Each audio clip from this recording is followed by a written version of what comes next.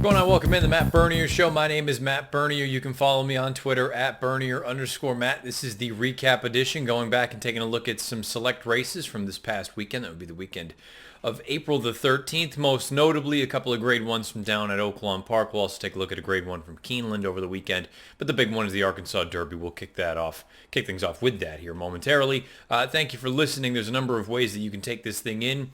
YouTube, SoundCloud, iTunes, video.drf.com, as well as Spotify if you're over on any of the sites.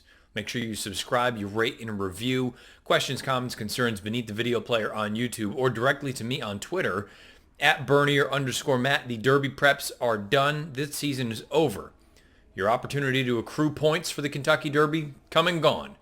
Figured it was a good time for me to shave the beard, start fresh, get ready. We've got a couple weeks leading up to the first Saturday in May. We'll find out how things shake down, how these horses train leading up to the Kentucky Derby. But as is, if all these horses go on and everything seems to be okay, you've got your field of 20 for the first Saturday in May, the Kentucky Derby. Let's talk about arguably the horse to beat in the Kentucky Derby. We'll kick things off with this year's Arkansas Derby. Let's take a look at that field.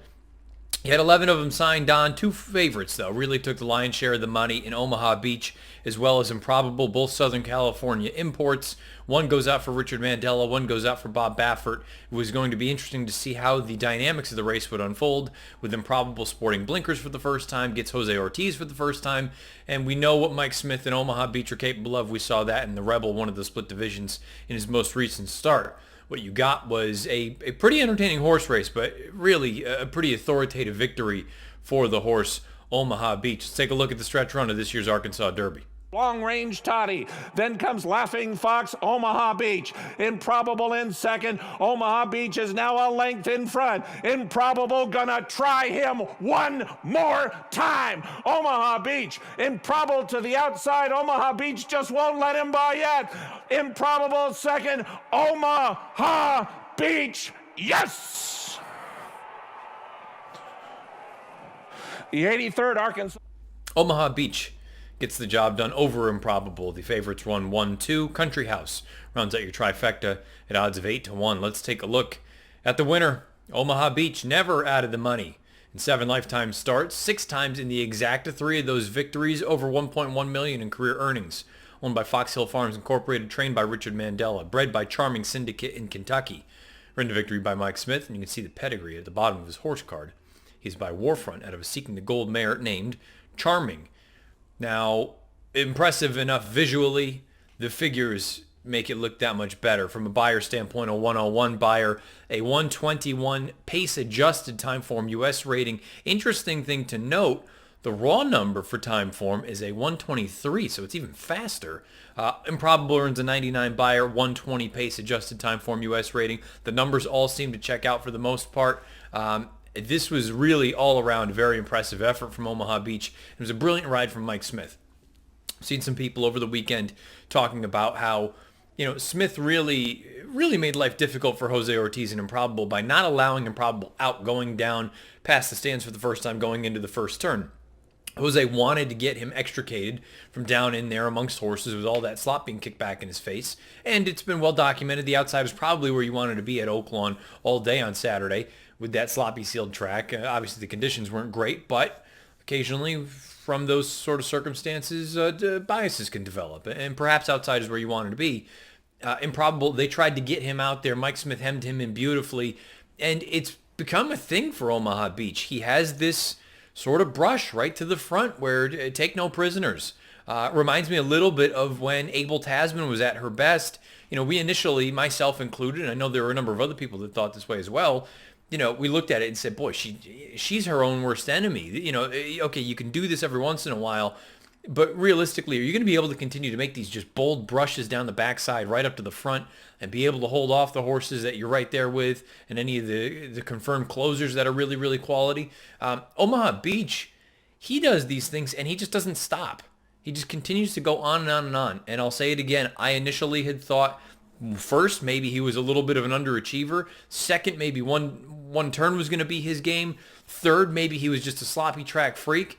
Well, he kind of allayed some of those fears and squashed some of those questions 2 starts back in the Rebel. Then he comes back here and does this. And I think by anyone's estimation, he's taken down 2 of the bigger names as far as the 3-year-olds are concerned. And I think maybe it seems sort of elementary to consider this a major piece, but he took down 2 Baffert horses, 2 of Baffert's best horses. It's difficult to do anything. It's difficult to do things more impressively than this horse has on his way to Kentucky. He has the connections with Richard Mandella and Mike Smith. Now, Mike Smith has a decision to make. I posted a Twitter poll, and it was overwhelmingly in favor of Omaha Beach. I said, if you were Mike Smith, who would you choose to ride? Would you ride Omaha Beach, or would you ride the Santa Anita Derby winner and Roadster? Seems like many people just think it's a foregone conclusion, and perhaps it is. This was a very, very impressive effort. You look at it any way you want to chop it down. The fractions, 23, 47, and 2 for a half, 12 and 2 for 3/4. Stop the clock in 49 and 4. The thing I love the most, though, for each of the top 2, Omaha Beach and Improbable, they both finished in the same final 8th. They both came home in 12:38. Again, I've talked about that final quarter mile in Kentucky. You want that to be somewhere right around 26, preferably sub 26 seconds. If you just want to project forward, 12:38, tack on an extra there, well below that. So all around, it just seems like a very, very strong effort. I am not suggesting this is the case. And listen to what I'm saying here. I'm not saying that this is what I believe, but I think you should play devil's advocate every once in a while and say, okay, as awesome as this effort was from Omaha Beach, when you compare that to Improbable who threw a fit in the starting gate, which is a concern all in its own right, but he threw a fit in the starting gate, needed to be backed out, came back in. He was very restless. Who knows how much energy he expended at that point. Can't get him out into the clear where he wants to run, which is where Omaha Beach eventually got out to. So Omaha Beach was the one that got the jump on Improbable and sat in the position that you wanted to be, out in the clear, free with run. Rounding the far turn, Improbable comes up to Omaha Beach, and this is a credit to Omaha Beach. He doesn't let horses by. He digs in and continues on with it. But for it only to be, and I say only, for it only to be a length difference, if I'm playing devil's advocate, can't you make the argument that given the circumstances with Improbable, first time equipment change, first time with blinkers on, first time with a new rider, throwing a fit in the starting gate early on, not establishing the position early on that he wanted, by all accounts, Omaha Beach having a better trip than Improbable did. And by the way, Improbable had to make a little bit of a mid-move into the far turn, so Omaha Beach didn't get too far ahead. Couldn't you make the case that Improbable ran every bit as well, if not better, than Omaha Beach? I'm not saying that he did. I'm just saying you need to play devil's advocate. Too many times I think people just get dyed in the wool, and particularly, and I don't mean this as a proper sort of knockdown, but it's true. Many of the commenters beneath the YouTube video player, they are just tried and true fans, or whatever, however you want to call them, of one horse. And if you don't like that horse or you question anything, you're an idiot. Well, I think that's a terrible way to look at things, but your prerogative, do what you will. I just wonder if you could try to, if you wanted to make the case for Improbable out of this race, I think you could. If you wanted to make the case for Omaha Beach out of this race, you very obviously can. Because to date, he's the fastest 3-year-old. He's done impressive things. He has top-level connections. He's proven that he can ship. He can handle a wet track. He can handle a fast track. There's really nothing that this horse hasn't done yet. And he continues to take those steps forward, and I love that it's incremental. It's not these giant 15, 20-point jumps. It's 5, 6 at a time. He's up to a 101 now. Is it possible that he takes another step forward the first Saturday in May with added ground, which he should appreciate based on the way that he finished? Galloped out very well. Again, all around, to me, there's nothing to knock about this effort from Omaha Beach. If you were so inclined to play devil's advocate or you wanted to take the other side, I think you could make an argument for Improbable. As far as the rest of the field is concerned, Long Range Toddy, he backed up a little bit when the real running began. I said it in the stakes preview, and I said it in this pod last week, the preview pod. He paired up those Beyer tops leading into the Rebel when he won last time out. I wondered if that was his forward move. Now, perhaps this is a little bit of a regression, and he can rebound at some point. But, he's a nice horse. Don't get me wrong. I think he does need to improve. Country House, he's in the Derby. He's got enough points now. He ran a little bit more of a complete race this time around, but boy, when you're so far behind, he broke a little bit slowly again, and he was out on the better part of the track, if you believe the outside's where you wanted to be. You're going to be giving up so much ground, or so much of a head start to a horse like Omaha Beach, to a horse like Improbable, to a horse like Game Winner, that, I just have a difficult time, unless it's just a preposterous pace. in the Derby. I just have a hard time imagining him being a horse that's going to win. Maybe he's one that can round out your tries and your supers. And again, the super on Derby Day, generally a very, very fruitful wager. One that many people kind of circle the calendar and say, this is the big bet of the year for us. Maybe he's one you want to use underneath. Laughing Fox, I thought he came with an honest bid. He and Country House, I thought they finished kind of the same. So I don't really know that there's anything else to go into there. The only other horse that I'd throw out there that you want to just, in my opinion, draw a line through this race for is Gray Attempt, because he doesn't want to go this far. Keep him sprinting, please, because he is much better doing that than he is anything else. But you're looking at two of the, and again, that's the other thing too. Improbable, he's going to be one of the choices in this race in the Kentucky Derby. Maybe he's not the favorite of the second choice, but maybe he's fourth choice or fifth choice. I can't imagine him being anything more than 12-1. But you might be looking at the favorite here in Omaha Beach. He has done nothing wrong here ever since they have moved him to the main track. Who knew? When you see this pedigree, you would think turf is where he's going to make his hay. Well, it seems like the main track is working quite well for him. Omaha Beach, a very impressive winner of this year's Arkansas Derby. It is on to Louisville, and there's a real chance, that Omaha Beach is going to be your post-time favorite for the Kentucky Derby here in a few weeks for Richard Mandella. And rider, TBD. Might be Mike Smith, might be someone else. We'll find out in time. Omaha Beach, a 101 Beyer speed figure, a 121 pace-adjusted time form U.S. rating, winning the Arkansas Derby. Let's go to Keeneland for their grade 1 on Saturday. This is the field, the fillies and mares for the 1.16 Jenny Wiley, a grade 1 post-time favorite. Odds on Rushing Fall, making her first start since the QE2 Cup at Keeneland last October. Chad usually has them ready to go off the bench, but particularly in a grade 1, you had to think she was ready to go. But wherever there's a big pot and a big prize on turf, Chad's going to be well represented. Not only did he have Rushing Fall, he had Rimska, he had On the Moon again, and there were some other nice fillies and mares in this race. Bellavey was in here. Got Stormy from Mark Casse. She's a nice, probably better at a mile, but she's a nice horse that fits in a race like this. And you had other horses that weren't totally out of it, put it that way. But again, it's Chad's world, especially when it comes to grade 1 races on grass. Here's the stretch run of this year's Jenny Wiley. Far turn by a widening 3 lengths. Got Stormy and On the Moon again, trying to pick up the leader coming to the 8th pole. Rimska still 4th. Phantom Opening drops back. Here's Got Stormy coming after Rushing Fall. Final furlong, Rimska diving toward the inside. Rushing Fall still in front by a length. Rimska got Stormy On the Moon again. Rushing Fall was tested off the layoff, and she responded to the challenge with a victory for Javier. Rushing Fall gets the job done at odds of 9-10. Rimska, second choice, runs second at 2-1, and Got Stormy for Cassie and Company runs third, a good third at 21-1. On the Moon again, the other Chad runs fourth in here to round out the superfecta. Let's talk about Rushing Fall. She is, she's rock solid. I think she might be one of the more underrated horses that we have in training at this point. She's 7 of 8 lifetime, never been out of the exacta in 8 starts. I'm not bashing Javier. I love Javier. I think he's arguably the best rider we've had over the past 10-15 years. With the exception of that one ride at Churchill Downs last year, there's a real chance that Rushing Fall could be a perfect 8 for 8 lifetime. And again, I don't mean that in a critical way. It's just, it is what it is.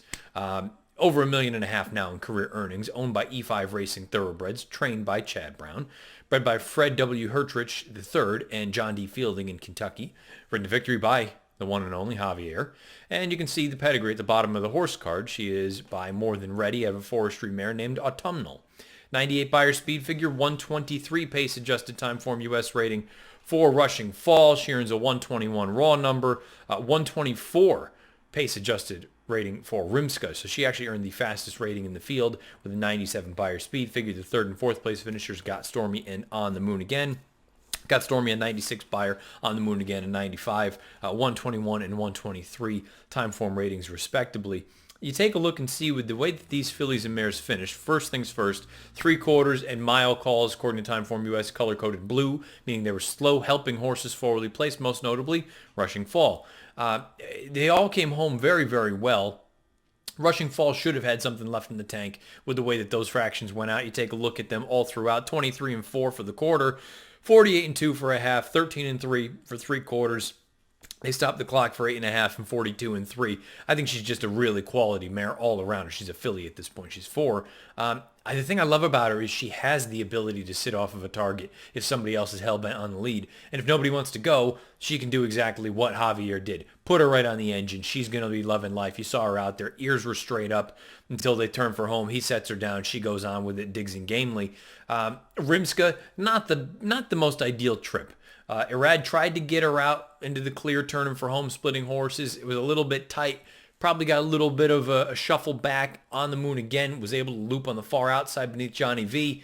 Irad eventually gets Rimska down to the inside on the rail, and she finishes quite well. Gallops out strong. A fine effort from her. As far as on the moon again is concerned, sure, she had clean run, and that's really, to me, if I'm betting a horse or I pick a horse, and they're going to be coming from the back of the pack, all I could possibly ask for is what John Velasquez did for this horse. Take her, get her to relax a little bit. She was a little bit keen. He had 2 fistful going into the far turn, but he just got her out into the clear and said, we're going to come with our run. If it's good enough, great. If not, we're not going to risk getting stopped by anyone. I would much rather have that with a horse coming from off the pace than trying to weave through traffic, get stopped. And I'm not saying that Irad did this. But we've seen it so many times in grass races, just in general. You sit, you wait the pocket, you're in there, you get hemmed in, there's nowhere for you to go. By this point, you've got your main rivals that have looped you. They've got a full head of steam before you finally can get out and go. I'd much rather just be in the clear, letting this horse roll and see what you got, see if you can run down the leader. Rimska, she's just run she's probably better than I ever gave her credit for.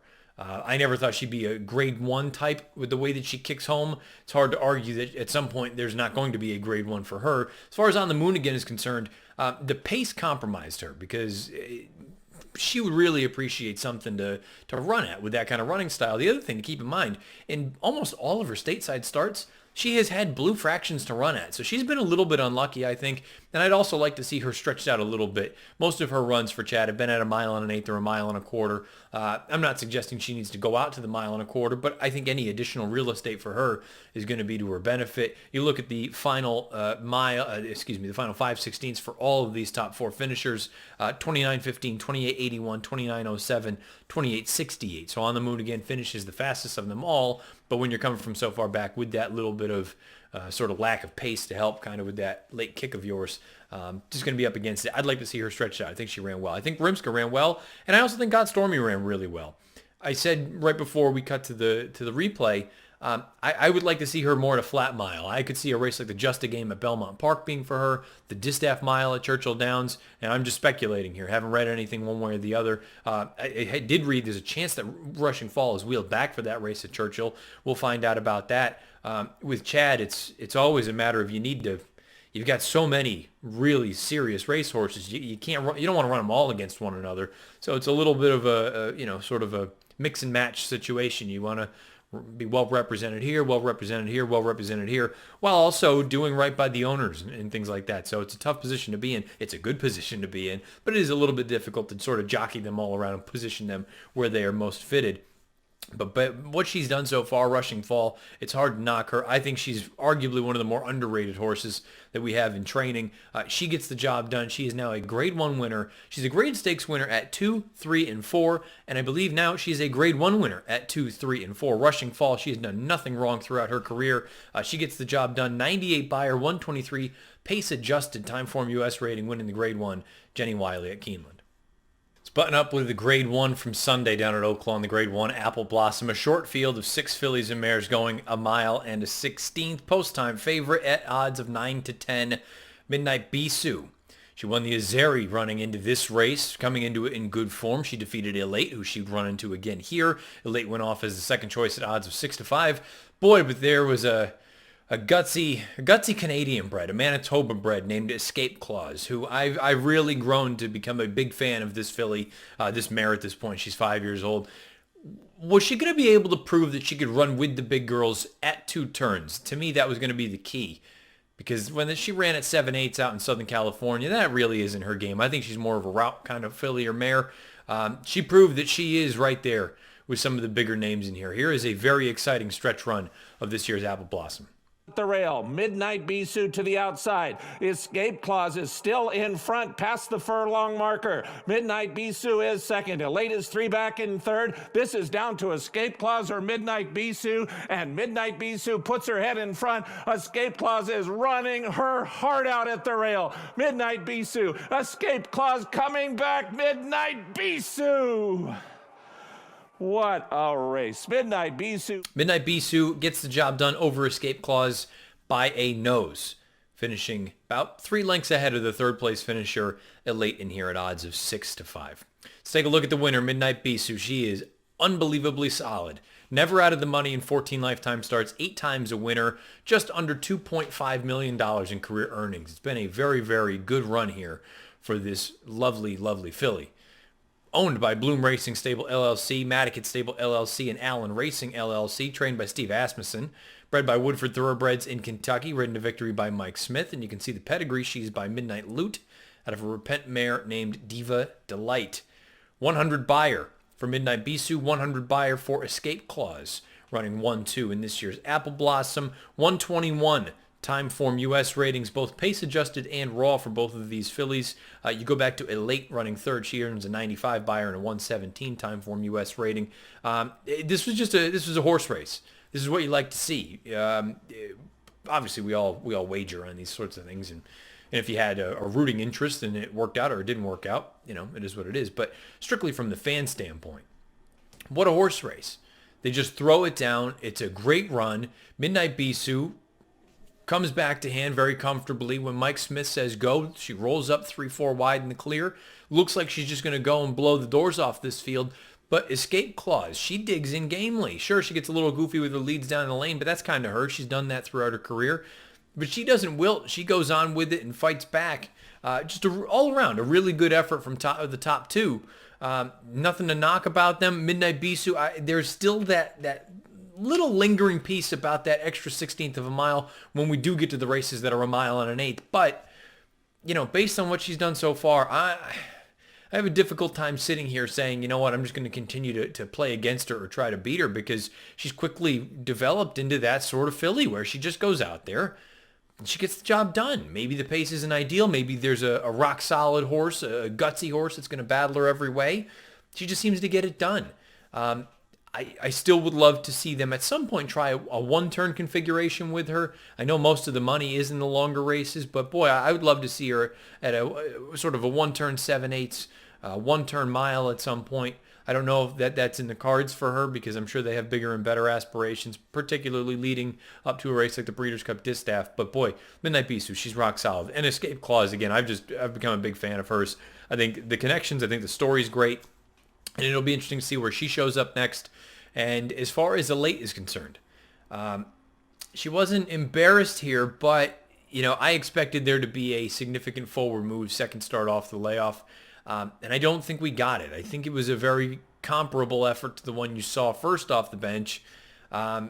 It makes me wonder a little bit, has she lost something on the fastball? Certainly. It seems that way anyway. Still maintain additional ground is better for her, but when the top two fillies are pulling away from you as the race goes on, it does make me wonder, and I can understand anyone that says maybe it wasn't the cleanest of trips where she was in the pocket in behind horses while those other two fillies got the run on her. I still wanted to see a little bit more out of Elate than I did. Disappointing effort from her. I think she's going to need to take a giant step forward in her next start. And again, maybe just added ground is going to be the difference maker. Maybe getting away from Oaklawn will be to her benefit. Who knows? I just do wonder. Boy, I go back to that personal ensign. Abel Tasman was a fraction of herself after that, and so far it looks like Elate is not quite the same after that just giant throwdown for those two fillies up at Saratoga last summer. The only other horse I want to touch on briefly is Wonder Godot. Wonder Godot, we know, is a talented horse. The ride here, very aggressive. The fractions of 23, 47, 12 for 3/4, and they stopped the clock in 43 and 4, excuse me. They were intent on making the front with her, which is fine. If that was the game plan, so be it. I'm looking more at it from a surface standpoint, where look, she's run good races on dirt, don't get me wrong. I think she is just significantly better on synthetic and turf, and I'd love to see them get her back to one of those for her next start. Try something a little bit different here, because I just don't think she's improving. I don't think you're getting the best version of Wonder Godot on dirt. That's just my opinion. I'd love to see them move her back to a different surface, whether it is turf or synthetic, especially synth. But I recognize that those opportunities are much fewer than a surface like grass. I'd love to see her try grass here in the United States. So we'll find out what we get going forward. But what you do know, Midnight Bisou, she's just awesome. She just shows up and runs. 8 times a winner now from 14 lifetime starts, just under 2.5 million career earnings. She gets the job done in the Grade 1 Apple Blossom with a 100 buyer and a 121 time form US rating. Now we're going to throw it into the stakes montage. 2 races from Friday. One of them is a Grade 1. I know I didn't get to go over the full recap, but we'll quickly touch on the Makers 46 mile. You look at a race like the Fantasy, and then all the other big races from Saturday across the country. You've got races from Oaklawn, Keeneland, and Santa Anita as well. Let's throw it into this week's stakes montage. I'll come back with some quick hits and some quick thoughts. Clyde's Image, long shot, is 4th off the turn. Raging Bull is still 5th and still far back. Here comes Curbon after Heart to Heart. Clyde's Image hanging tough there on the outside. Curbon and Clyde's Image. Delta Prince out in the center of the course. Clyde's Image to the lead. Raging Bull, Delta Prince to the outside. Delta Prince, Curbon. Clyde's Image between those two. Delta Prince last to first to win the Makers 46. Now Oxy Lady comes with a solid run, and so does Aura Moore, and Motion Emotion is still in front from Bill. Oxy Lady and Aura Moore, but Motion Emotion, Lady Apple trying to come up the inside. It's tight, but she's trying to get through. Lady Apple, Motion Emotion and Brill. Lady Apple puts her head in front. Motion Emotion, Lady Apple wins the Fantasy. Lady Apple beat Motion Emotion by a length. Expectations is coming to challenge with Quip. These two off the top of the turn. Pioneer Spirit is battling on, as is Remembering Rita. 4 across the track, might be 5 because Lone Sailor's on the move as well. Quip has the lead. Giant Expectations, and Quip leads. To the outside, Lone Sailor. At the rail, Pioneer Spirit. It is Quip just in front, and Lone Sailor. This is very, and Whitmore has put his head in front, but Matoli is not through yet and battles back from the inside and counter punches. Here we go. Matoli and Whitmore to the final 16th, and Matoli has now turned away Whitmore. Whitmore is back to second. Matoli wins big. He won by 2 1/4. Whitmore was second. Bourbon 7 from the front. Noble Commander, Bourbon Resolution coming after Flame Away off the far turn. Third day. And then nonetheless on the outside, Solomini back toward the rail. Just Whistle still far back in the center of the track. Bourbon Resolution, final furlong, a 3.5 length lead. Nonetheless, still trying, but Bourbon Resolution is long gone with that advantage. Bourbon Resolution, Chris Landeros to win the Ben Ally. Nonetheless, home second from the lead, but Owendale comes blasting off the far turn for the lead. Nix goes second, another twist of fate third. Sueño is in fourth. Shang is fifth. Owendale, final furlong of the Stone Street Lexington. Another twist of fate runs on towards second. Sueño third. Owendale, Florent Giroux to win it at 12-1. The outside at the top of the stretch, as Acker comes under pressure to try to fend him off, and Campaign is now starting to finish with strong interest. Campaign and Beachview will fight it out. Beachview, Campaign gobbles up the ground, runs right by him like he's standing still. And Campaign, impressive in victory, strolls in the Tokyo City Cup. Beachview was... Let's button this up coming out of the stakes montage with some quick hits, some thoughts on some of these races. The Fantasy, I loved the effort from Lady Apple, not just because I picked her in better for that race on Friday afternoon, but I love the fact that she went through a very, very tight position down on the inside, and that's not the most comfortable position for any horse. I understand anyone that looks at it and says shortest way around the track is riding the rail, but boy, she was in super tight, and I think Mike Smith aboard Motion Emotion, that was all part of the deal. Make that as tight as possible. And the fact that Lady Apple was willing to go through there, to me, that bodes well going forward. I'm very interested in her for the Kentucky Oaks. I'm not going to come right out and say I'm going to pick her, so I have a few more weeks. But there's a real chance that I end up picking Lady Apple for the Oaks. I thought this was a really promising effort going forward for Steve Asmussen. Makers 46 mile, fine effort from Delta Prince. To be honest, don't really love that field as a whole. You go back and you watch the tape, just doesn't seem like anyone's really doing much running with the exception of him. He did fly home, but he's supposed to fly home when he goes 25 for his opening quarter, and they're going an honest pace up front for what it's worth exiting that race. Heart to Heart, he has since been retired. A great career for that horse. Admittedly, he had his little quirks, and if he didn't make the front, he was very unlikely to win. But he did accomplish some good things. Handled well by Brian Lynch. Hats off to Heart to Heart. Enjoy the second career. Oaklawn Handicap, 5 horses across the wire. Usually, I've said it before, on turf, maybe you can give it the benefit of the doubt because turf races are just generally run that way. On dirt, I want no part of that race. We'll wait and see how horses exit it, whether it's Quip or any of the other ones. But 5 at the wire altogether, to me, usually the sign of a bad race. Count Fleet, Matoli turned away a really nice horse in Whitmore. And yes, Whitmore is more of a horse that likes to come from a little bit off of it and come with his run. But it's not as though I don't think it would have made a difference. Matoli going out there, he made Whitmore look decent. And we know he's better than decent. This was a big effort from Matoli, and if you think this could be the beginning of something going forward, he might be the real deal, and one of, if not the horse to beat as far as the male sprinters are concerned here in 2019, excuse me. Ben Ali, again, don't really love the race as a whole. Fine effort from Bourbon Resolution. Got a good fig, a 98. Unsure how I feel about that. Solomini didn't have the cleanest go down the lane, weaving in and out of traffic. I don't think it would have made a difference for the win end, but perhaps he would have had a better finish and gotten maybe a slice of the whole thing as opposed to where he did. Again, he's probably the only one that you maybe want to give the benefit of the doubt, but you look at it and you say he's Solomini. We kind of know what his game is. And the Lexington's the last one I'll touch on. Not sure where the effort from Owendale came from. Been on record a number of times, that race leading into the Louisiana Derby, or the Risen Star, whichever race it was, said that fig from Time Form is not nearly as good as the Beyer fig would make it look. He came back disappointing in that race. They give him a little bit of time. He comes back in this spot here. He was big on both figs, Beyers and Time Form. Beyer here in a 98, Time Form here into 120. He never really looked like a loser. He was out in the clear and he just rolled on the outside and cruised to victory. I don't know where that really came from. He's the kind of horse that, to me, going into his next race, he's going to have the figs. So if you're looking for sort of an interesting alternative, he will be there. To me, I want him to prove to me that that's actually what he is. Because, in my opinion, that was a one-off effort. We need to see more I need to see more reasons, more form to back up that fig before I go fully buying into it.